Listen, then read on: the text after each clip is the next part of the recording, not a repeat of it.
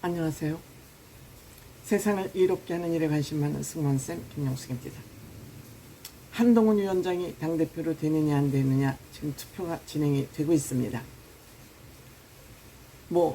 과반 이상으로 돼서 1차 투표에서 끝나느냐 아니면은 또 1대1, 1등, 2등과 같이 결선 투표를 가느냐 하는 문제는 있습니다만 한동훈 후보가 국민의힘 당대표가 되는 것만은 확실한 것 같습니다. 이 투표가 진행되고 있는 이 동안에도 또 여론조사가 실시가 됐습니다. 전당대회 논란으로 인해서 지금 한동훈 후보가 약간 코너에 몰린 듯한 그런 분위기이기는 하지만 그럼에도 불구하고 국민의힘 당대표로 누가 적합하냐 하는 그런 여론조사에서 한동훈 후보, 물론 417명이 조사 대상이었으니까 신빙성에 관한 문제는 다소 있을 수 있겠습니다만 한동훈 후보 67.5%, 원희룡 후보 16.9%, 나경원 후보 8.8%, 윤상현 후보 1.7%입니다. 이 정도만 보면 대세임에는 틀림없습니다. 반면 또 윤석열 대통령 지지자가 한동훈 후보 지지자로 넘어온 사람도 적지 않기 때문에 한동훈 후보가 저는 개인적인 생각으로는 1차 투표에서 과반을 넘겨서 당대표가 될 것이라는 확신을 저는 갖고 있습니다. 한동훈 후보가 그동안 선거운동 기간 동안에 문제가 되었던 것, 즉 한동훈을 저격하고 한동훈을 떨어뜨리기 위해서 대통령실과 원희룡 후보가 짜고 마음을 합쳐서 여러 가지 공격을 했습니다만 그 공격 중에도 끄떡 없었습니다. 반면에 한동훈 후보가 말실수, 즉 원희룡 후보가 공소를 취소해달라는 그런 부탁을 개인적으로 했다는 그런 얘기를 토론에서 하면서 휘청했었습니다. 그렇지만 한동훈 후보는 없었던 얘기를 한 것도 아니고 그 당시에 본인이 느끼기에는 나경원 후보가 개인적으로 이거는 부탁을 한다고 받아들였던 것입니다. 근데 나경원 후보는 이게 내 개인 일이라고 자유한국당의 그 공소를 당한 사람들 모두를 대변하기 위해서 내가 그때 원내대표였기 때문에 취소를 해달라고 그러는데 이게 개인 얘기냐고 바락바락 대들면서 이 문제가 확산이 됐는데, 이 문제가 크게 된 것은 자꾸 나경원 후보가 이재명 대표를 구속시키지 못했기 때문에 당신은 무능한 법무부 장관이고 국민의힘 당대표가 될 자격이 없다. 왜 이재명 하나 구속을 못 시키냐고 계속 그것을 바락바락 따지면서 한두 번으로 끝난 게 아니라 매 토론회마다 이것을 따져 물으니까 당신은 판사였으면서 법무부 장관이 어떤 역할을 하는 것도 모르고 판사를 했냐. 내가 그런 것을 검찰을 구체적으로 사건을 지휘하면서 그런 것을 잡아놓으라고 내가 얘기를 할 수 없다는 걸 알면서도 이렇게 나를 모욕을 주냐.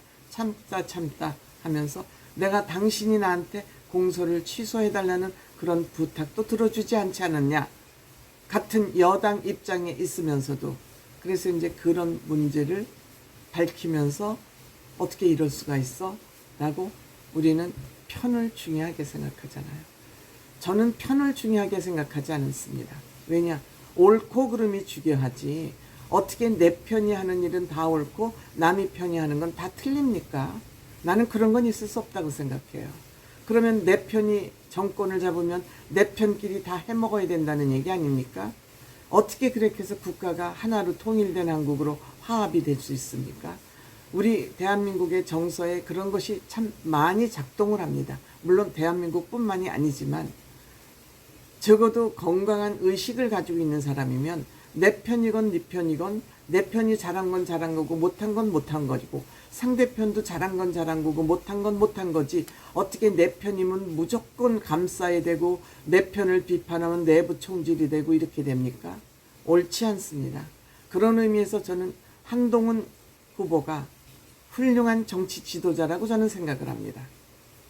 그런 판단을 잘하기 때문에 훌륭한 정치 지도자고 언제 어떤 일이 닥쳐도 자기 말을 소실껏 할 수 있는 그러한 지도자라고 생각을 합니다. 때문에 문자를 대통령 부인이 보냈는데도 받고 씹은 것은 똑같은 맥락 아니겠습니까? 아무리 대통령 부인의 문자라도 이 문자는 옳지 않다 싶으면 대답 안 하는 거죠. 같은 맥락 아닙니까?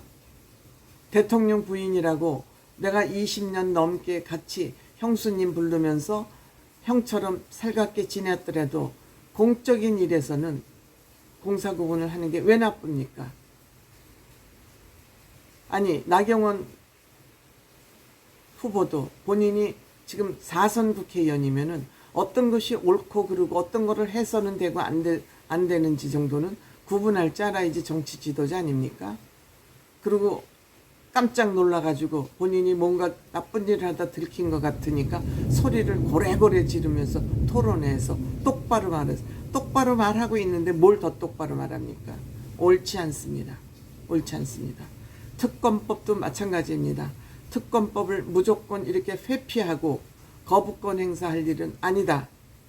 이것을 정면 돌파하기 위해서는 민주당에서 지금 주장하는 게 옳지 않으니까 그 주장에 국민의힘의 주장을 합쳐서 합리적인 특검법을 만들어서 국회에서 통과시키고 합리적인 법을 또 대통령이 안 받아들일 수 없게 만들어서 우리 가자. 그래야지 이 특검법이 끝나니까 그렇게 하자 그러는 주장이 나쁜 주장입니까? 이것을 정치평론가나 정치인들이 비비 꽈서 지네들한테 모두 유리하게만 해석을 해서 이 일을 정치를 해나가니까 정치는 싸움이 끝일 일이 없죠. 안 싸우면 이상한 거죠. 안 싸우면 이상한 겁니다. 그 다음에 사천 의혹 원희룡 후보는 정말 이번 국민의힘 대선 전당대회를 통해서 망가질 대로 망가져서 많은 사람들이 원희룡이 저런 사람인지 몰랐다 하는 사람들이 대부분인가 하면 원희룡 후보를 좀 아는 사람은 원희룡 후보는 원래 그런 사람이야 라고 얘기를 하지 않습니까? 원희룡 후보 이번에도 정치를 다시 회생할 수 있는 기회가 있었습니다. 지금 이제 원희룡 후보는 완전히 이번 전당대회 끝나면 아웃입니다.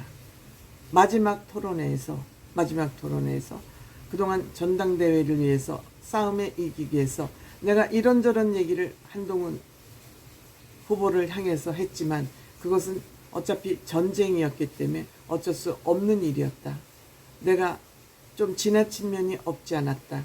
사실과 다른 얘기를 한 것도 사실이다. 앞으로 한동훈 후보가 국민의힘 대표로 당선될 것으로 생각되기 때문에 이번 마지막 토론회에서 그동안 내가 한동훈 후보를 해서 사실과 다른 얘기 등등 여러 가지 했던 얘기들을 우리가 좀 마음에서 씻어버리고 앞으로 국민의힘의 미래를 위해서 우리 마음을 합쳐봅시다 하고 본인이 토론회에서 마지막 발언을 그렇게 했다면 원희룡 후보는 다시 회생할 수 있는 기회를 잡을 수 있었습니다. 하지만 원희룡 후보는 마지막 날까지 마지막 토론까지 그러지 아니했습니다. 본인이 패색이 짙어지었음에도 불구하고 그러한 용기를 내지 않았습니다. 자백이가 아니라 간장종지죠. 뭐가 원희룡 후보입니까? 뭐가 원희룡입니까? 저는 이번에 너무너무 실망했습니다. 아무도 믿을 인간들이 없구나 도대체. 하지만 한동훈 후보 저는 이런 사람이라고 생각합니다.